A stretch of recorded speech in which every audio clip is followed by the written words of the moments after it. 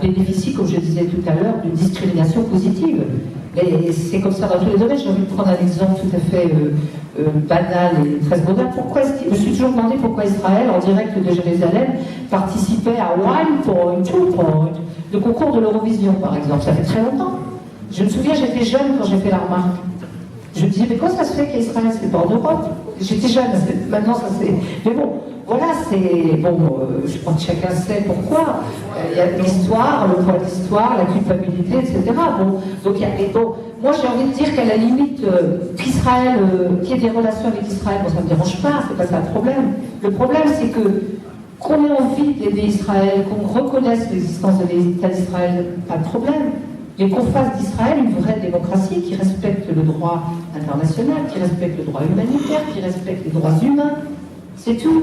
Et je ne comprends pas, par contre, pourquoi on peut, tout en aimant Israël et en voulant aider Israël à exister, comment on ne fait pas ce travail qu'on doit faire avec ses amis. Quand on a un ami qu'on aime vraiment et qui a tendance à boire, ben on essaie de le convaincre et de dire non, tu ne prends pas ta voiture, tu ne vas pas conduire alors que tu viens de boire une bière. Et je veux dire, c'est comme ça qu'on fait avec ses amis.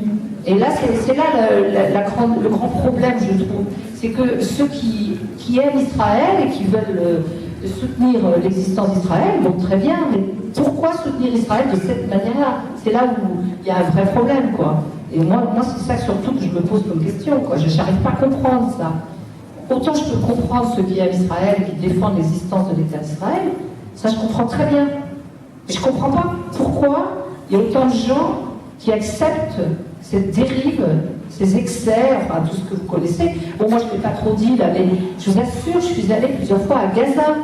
On oublie Gaza en ce moment.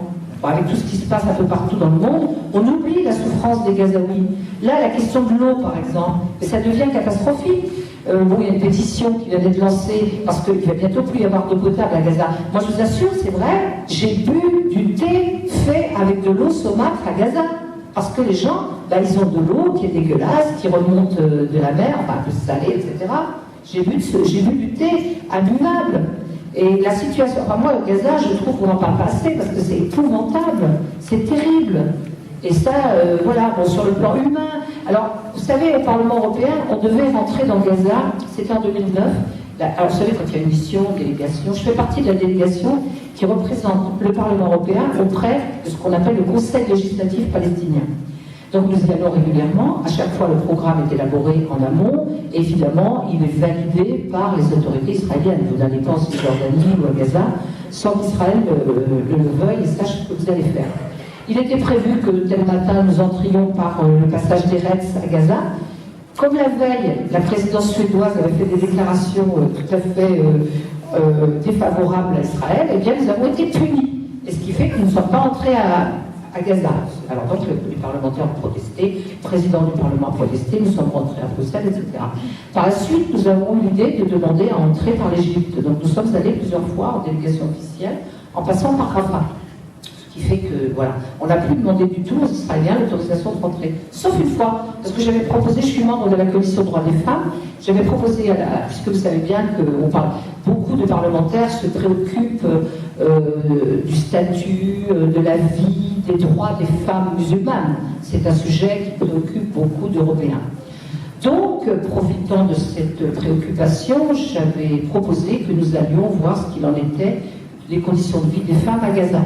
Et en fait, la Commission des droits des femmes a donc organisé une délégation, et là, nous avons le droit d'entrer par RS. Je vous assure, avec les copines, les collègues, on rigolait, parce qu'on disait, oui, ils croient qu'on va parler tricot, cuisine et tout ça. Pour cette délégation-là, il n'y a plus de problème, on a pu entrer par RS, vous voyez, un peu quoi. Bon, inutile de vous dire que notre objectif était quand même un peu plus sérieux que ça, mais voilà comment on traite les députés européens, et donc on est pu aller à Gaza cette fois-là. Sur la question des femmes, j'en profite pour le dire. La situation des femmes à Gaza est évidemment terrible, hein, la situation de toute la population, mais des femmes elle est terrible parce qu'il faut quand même bien reconnaître qu'elles sont doublement opprimées, parce que, comme dans toutes les sociétés, eh bien, beaucoup de femmes sont victimes du patriarcat, bon, ça c'est bien partagé sur la planète, et en plus, de l'occupation israélienne, ce qui fait que les femmes gazaouis sont doublement opprimées et souffrent terriblement. Nous avons rencontré beaucoup de femmes qui nous ont raconté un certain nombre de choses. Je vous assure que c'était très dur. Et les associations de femmes, etc. Je peux vous dire qu'on a mis plusieurs jours à oublier, enfin on l'a pas oublié, mais à se remettre de ce qu'on avait pu entendre ou voir.